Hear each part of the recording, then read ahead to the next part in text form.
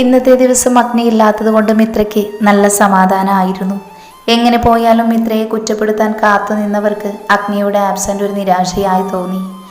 Guest ഹൗസിൽ നിന്നും റെഡിയായി പുറത്തിറങ്ങിയ അഗ്നി നേരെ പോയത് നോർത്ത് പോലീസ് സ്റ്റേഷനിലേക്കാണ്. അഗ്നിയെ ഒരുവിധം പോലീസുകാർക്ക് പരിചയമുള്ളത് കൊണ്ട് അത് അവർക്ക് അത്ഭുതമായിട്ട് തോന്നിയില്ല. അവൻ്റെ വരവ് അവർ പ്രതീക്ഷിച്ചതാണ്. അവനെ അറസ്റ്റ് ചെയ്യാൻ ഒരാളും ധൈര്യം കാണിച്ചിട്ടില്ല. അത് കാണിച്ച ഗിരിധറിനെ ഇങ്ങോട്ട് കൊണ്ടുവന്നിട്ടുണ്ടെങ്കിൽ അത് വെറുതെ ആവില്ലെന്ന് അവർക്ക് ഊഹിക്കാം. പോലീസ് സ്റ്റേഷനിലേക്ക് കയറിയ അഗ്നിയെ കണ്ടതും എസ് ഐ അടുത്തേക്ക് പോയി. സാർ, എന്താ ഈ വഴിക്ക്? എന്തെങ്കിലും ഉണ്ടെങ്കിൽ ഫോൺ വിളിച്ചാൽ മതിയായിരുന്നു. തൻ്റെ ACP സാറില്ലേ അകത്ത്? ഉണ്ട് സാർ, ഞാൻ വിളിക്കാം.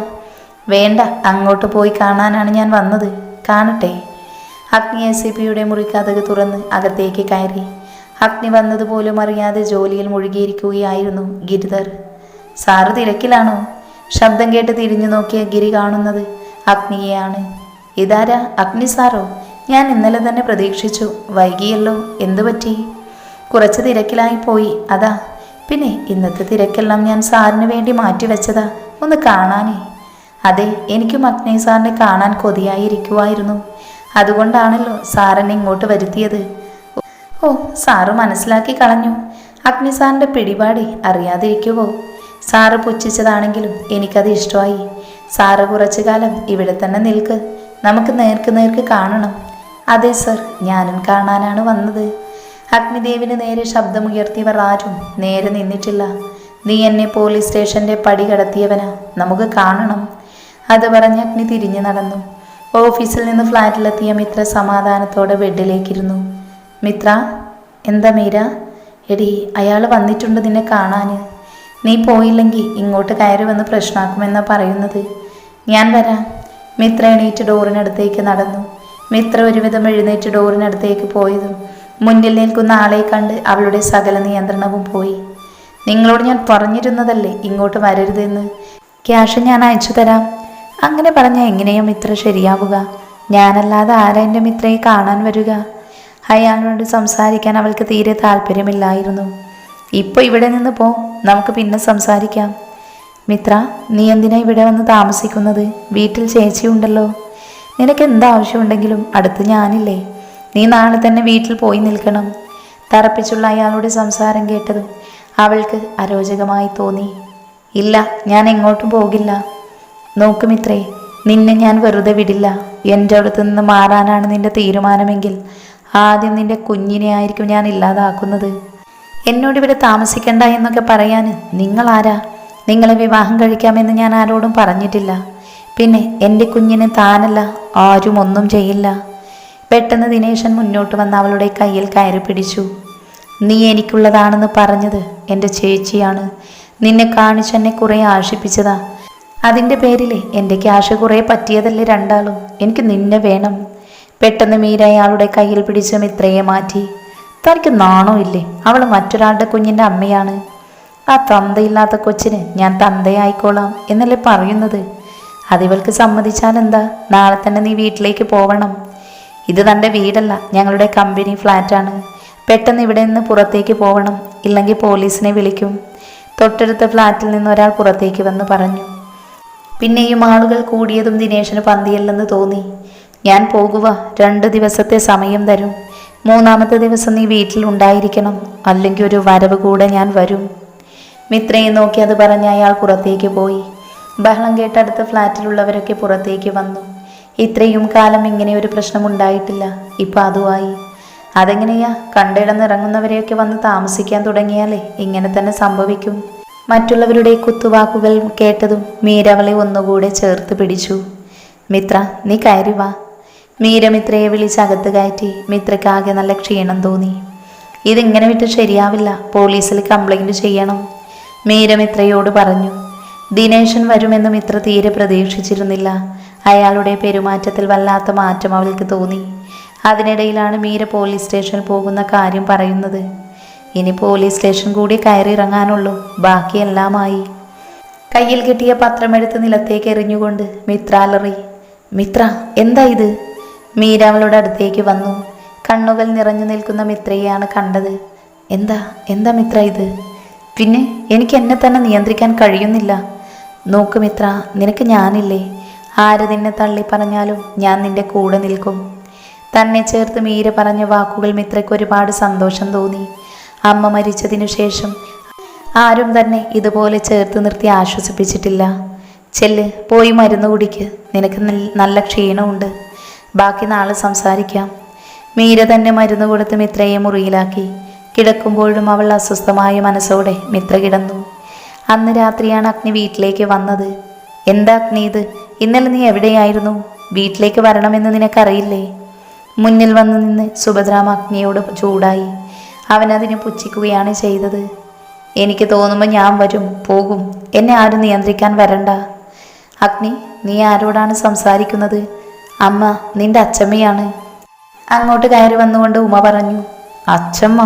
ജാതിയുടെ പേരും പറഞ്ഞ് എൻ്റെ അമ്മയെ എന്നിൽ നിന്ന് അകറ്റിയത് ഇവരാണ്. എന്നിട്ടിപ്പോൾ അച്ചമ്മയാണ് പോലും. ഇവരിവിടെ നിന്നിട്ടും ഞാനൊന്നും പറയാത്തത് സുഖമില്ലാതെ കിടക്കുന്ന നിങ്ങളുടെ മകനായതുകൊണ്ടാണ്. അല്ലെങ്കിൽ ഈ പടി നിങ്ങൾ ചവിട്ടില്ല. നിങ്ങൾ പറയുന്നതെല്ലാം കേട്ടു നിൽക്കുന്നെന്ന് കരുതി എന്തും പറയാമെന്ന് കരുതരുത്. എൻ്റെ അച്ഛനെ പോലെയല്ല ഞാൻ. അഗ്നിയാ, അഗ്നി. അത് പറയുമ്പോൾ അവൻ്റെ കണ്ണുകളിൽ അഗ്നി എരിയുന്നുണ്ടായിരുന്നു. പിന്നെ ഇന്നലെ പറഞ്ഞ കാര്യം ഈ ജന്മത്ത് നടക്കില്ല. നിങ്ങളുടെ അതേ പകർച്ച അവള് ദുർഗ. ഇനി ഇതും പറഞ്ഞ് ഇങ്ങോട്ട് കെട്ടിയെടുക്കാൻ അവൾക്ക് ഭാവമുണ്ടെങ്കിൽ അതിനുള്ളത് അവളുടെ മുഖത്ത് സീൽ ചെയ്ത് കൊടുക്കും അഗ്നി. അത് പറഞ്ഞ് കാറ്റ് പോലെ അവൻ അകത്തേക്ക് പോയി. ഓർമ്മകളിലേക്ക് പോകവേ ഒരു 3 വയസ്സുകാരനും അമ്മയും അവൻ്റെ മനസ്സിലേക്ക് വന്നു. ഓർമ്മകൾക്ക് തന്നെ കാർന്നു തിന്നാൻ ഇട കൊടുക്കാതെ അവൻ വാഷ്റൂമിലേക്ക് പോയി. തലയിൽ കുറച്ച് തണുത്ത വെള്ളം വീണപ്പോൾ അവനൊരു ഉന്മേഷം വന്നു. ഏട്ടാ? കണ്ണൻ കയറി വന്നതും അഗ്നിയിൽ ഒരു പുഞ്ചിരി വിരിഞ്ഞു. അവനത് മറക്കുകയും ചെയ്തു. കലക്കി, എനിക്കങ്ങ് ഇഷ്ടപ്പെട്ടു. ഏട്ടൻ്റെ ധൈര്യം ഞാൻ സമ്മതിച്ചു. അച്ചമ്മയുടെ മുഖത്ത് നോക്കി ഇത്രയും പറഞ്ഞില്ലേ? നിങ്ങൾ ശരിക്കും അഗ്നിയാണ്. സംസാരിക്കുമ്പോൾ വിടരുന്ന അവൻ്റെ കണ്ണുകളിലെ കുറുമ്പ് ആസ്വദിക്കുകയായിരുന്നു അഗ്നി. അവനോട് മാത്രമാണ് അഗ്നിക്ക് ആ കുടുംബത്തിൽ അടുപ്പമുള്ളത്. അതും സ്നേഹത്തോടെ ഒരു നോട്ടം, അല്ലെങ്കിൽ 2 വാക്ക്, അതിലൊതുങ്ങുന്നവനെയാണ്. അല്ലെങ്കിലും അവന് ബന്ധങ്ങളോട് താല്പര്യമില്ല. ചേട്ടനെന്താ വല്യച്ഛനെ കാണാൻ പോവാത്തത്? വല്യച്ഛൻ ഇന്ന് എന്നോട് ഒരുപാട് നേരം സംസാരിച്ചു. ചേട്ടൻ എന്ത് ഇഷ്ടമാണെന്നറിയുമോ ആ പാവത്തിന്? കണ്ണൻ്റെ വാക്കുകൾ കേട്ടതും അഗ്നിയിൽ ദേഷ്യം ഉയർന്നു വന്നു. എൻ്റെ മൂഡ് ശരിയല്ല, ഇപ്പം നീ പുറത്തേക്ക് പോ. അവൻ്റെ ചുവന്ന കണ്ണുകൾ കണ്ടതും കണ്ണൻ വല്ലാതെ പേടി തോന്നി. എന്താ ഏട്ടാ, എന്തുപറ്റി? ഒന്നുമില്ല. അല്പം മടിച്ചാണെങ്കിലും അവനെ ദേഷ്യം പിടിപ്പിക്കാൻ താല്പര്യമില്ലാത്തത് കൊണ്ട് കണ്ണൻ പുറത്തേക്ക് പോയി. അഗ്നിയുടെ മനസ്സിലേക്ക് വീണ്ടും വീണ്ടും ഓർക്കാൻ ഇഷ്ടപ്പെടാത്ത ഓർമ്മകൾ വന്നുകൊണ്ടിരുന്നു. അച്ഛൻ, ആ വാക്കുകൾ ഓർത്തതും അവൻ്റെ ചുടികളിൽ പുച്ഛം നിറഞ്ഞു. അച്ഛൻ, ആ വാക്ക് പറയാൻ എന്ത് യോഗ്യതയാണ് അയാൾക്കുള്ളത്? മീരയും ഇത്രയും നേരത്തെ ഓഫീസിലേക്ക് പോകാൻ റെഡിയായി. ഇന്ന് ഓഫീസിലേക്ക് പോകേണ്ട, നേരെ പോലീസ് സ്റ്റേഷനിൽ പോയിട്ട് കംപ്ലൈൻറ്റ് കൊടുക്കാം, എന്നിട്ട് ഓഫീസിൽ പോവാം. മീര, അത് വേണോ? മിത്ര സംശയത്തോടെ മീരയോട് ചോദിച്ചു. വേണം. പുതിയ ACP നല്ല ആളാണെന്നാണ് കേട്ടത്. നമുക്ക് പോയി നോക്കാം. ചിലപ്പോൾ ആ ശല്യം ഒഴിഞ്ഞാലോ? എനിക്കെന്തോ വലിയ പ്രതീക്ഷയില്ല. നീ ഇങ്ങനെ നെഗറ്റീവ് അടിച്ച് നിൽക്കാതെ നമുക്ക് പോയി നോക്കാം. 2 പേരും പ്രതീക്ഷയോടെ പോലീസ് സ്റ്റേഷനിലേക്ക് പോയി. തൻ്റെ ഓഫീസിൽ തിരക്കിലായിരുന്നു ഗിരിധർ. പോലീസ് സ്റ്റേഷന് മുന്നിലെത്തിയെങ്കിലും അല്പം അടിച്ചു മീരയും ഇത്രയും അവിടെ തന്നെ നിന്നു. അവരുടെ നിൽപ്പ് കണ്ട ഒരു പോലീസുകാരൻ അങ്ങോട്ടേക്ക് വന്നു. എന്താ കാര്യം? ആരെയാ കാണേണ്ടേ? ഞങ്ങൾ പുതിയ ACP സാറിനെ ഒന്ന് കാണണം. കുറച്ചു നേരം വെയിറ്റ് ചെയ്യൂ, വിളിക്കാം. ഫയലുകൾ നോക്കിക്കൊണ്ടിരിക്കുന്ന ഗിരിനടുത്തേക്ക് കോൺസ്റ്റബിൾ നടന്നുപോയി. അല്പം മടിയോടെയാണെങ്കിലും അയാൾ അവനെ വിളിച്ചു. സർ, 2 പെൺകുട്ടികൾ വന്നിട്ടുണ്ട്. സാറിനെ കാണണമെന്ന് പറയുന്നു. അകത്തേക്ക് വിളിക്കൂ. മീര, എനിക്കെന്തോ പോലെ. നിനക്കെന്താ, പേടിയാണോ? ധൈര്യമുള്ള മിത്ര പേടിച്ചിട്ട് ഞാൻ ആദ്യമായിട്ടാണ് കാണുന്നേ. മിത്രയെ കളിയാക്കിക്കൊണ്ട് മീര പറഞ്ഞു. പേടിച്ചിട്ടല്ല, ഇനി ഇതിൻ്റെ കൂടെ പുറകെ വയ്യെനിക്ക്. സാറ് വിളിക്കുന്നുണ്ട്, നിങ്ങളോട് വരാൻ പറഞ്ഞു. നമുക്ക് പോയി നോക്കാടി. ഡോറ് തുറന്ന് അകത്തേക്ക് കയറുമ്പോൾ ഗിരി ഫയലുകൾ നോക്കുന്ന തിരക്കിലായിരുന്നു. തൻ്റെ മുൻപിൽ ആരോ വന്നിട്ടെന്ന് മനസ്സിലായതും ഗിരി അവൻ്റെ മുഖമുയർത്തി നോക്കി. മിത്ര? എനിക്ക് സ്വന്തം കണ്ണുകളെ വിശ്വസിക്കാനായില്ല. അവളെ കണ്ടതും അവൻ്റെ കണ്ണുകൾ വീണ്ടും വിടർന്നു. വർഷങ്ങൾക്ക് മുൻപേ പ്രണയത്തോടെ നോക്കിയ ആ കണ്ണുകളിൽ വീണ്ടും പ്രണയം. അവളുടെ ഒഴിഞ്ഞ നെറ്റിയും താലിയില്ലാത്ത കഴുത്തും അവനു വേണ്ടി പ്രതീക്ഷ നൽകുകയായിരുന്നു. പരിസരം പോലും മറന്ന് അവൻ മിത്രയെ നോക്കി നിന്നു. അതേസമയം ഗിരിയെ കണ്ട അവൾ ഒരു നിമിഷം ഞെട്ടിയിരുന്നു. ഒരിക്കലും പ്രതീക്ഷിച്ചില്ല വീണ്ടും കാണുമെന്ന്. സർ, ഞാനൊരു കംപ്ലൈൻറ്റ് തരാൻ വേണ്ടി വന്നതാണ്. മീരയുടെ വാക്കുകളാണ് രണ്ടുപേരെയും സ്വബോധം കൊണ്ട് വന്നത്. കംപ്ലൈൻറ്റ്? അതായത് ഇത്രയ്ക്ക് എന്താ പ്രശ്നം? അപ്പോൾ ഗിരി അവരുടെ വിവാഹം കഴിഞ്ഞിട്ടില്ലെന്ന് ഉറപ്പാക്കി തമ്മിൽ പിരിഞ്ഞു? മനസ്സിലൂടെ ഒരുപാട് ചോദ്യങ്ങൾ കടന്നുപോയി. മിത്ര വിവാഹിതയല്ല. അവനിൽ വീണ്ടും പ്രതീക്ഷ ഉണർന്നു. മുഖത്ത് വിരിഞ്ഞ സന്തോഷത്തോടെയാണ് അവരോട് പെരുമാറിയത്.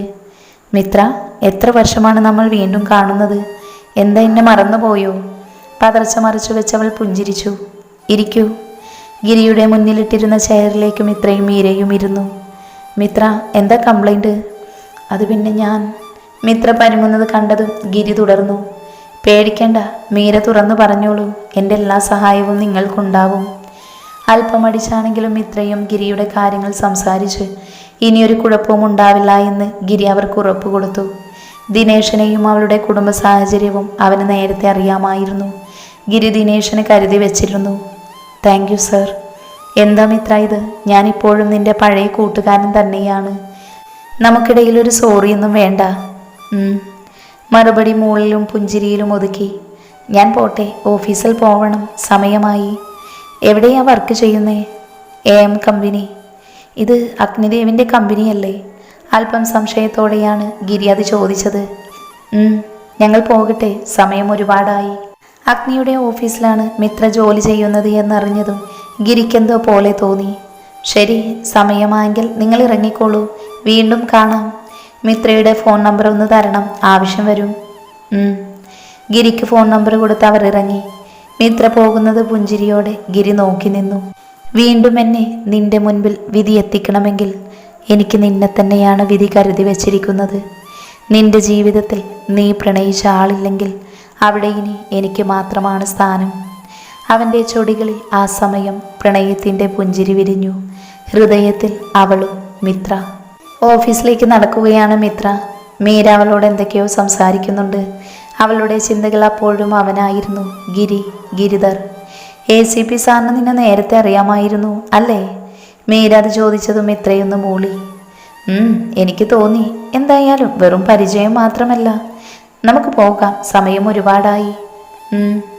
എന്തായാലും വെറും പരിചയം മാത്രമല്ല, ഇന്ന് മീരയ്ക്ക് ഉറപ്പായിരുന്നു. ഫ്ലാറ്റിലെത്തിയിട്ട് അതിനെക്കുറിച്ച് ചോദിക്കാമെന്ന് മനസ്സിൽ വിചാരിച്ചു. അല്പമടിയോടെയാണ് രണ്ടുപേരും ഓഫീസിലേക്ക് കടന്നുപോയത്. ഈ സമയം ഓഫീസിനുള്ളിൽ മിത്രയെ കാണാതെ ദേഷ്യം പിടിച്ചിരിക്കുകയായിരുന്നു അഗ്നി. ഇവിടുത്തെ എവിടെ പോയി കിടക്കുക? ഇന്നിനി ലീവായിരിക്കുമോ? മെയിലൊന്നും അയച്ചിട്ടില്ലല്ലോ. അപ്പോൾ എന്തായാലും വരും, നോക്കാം.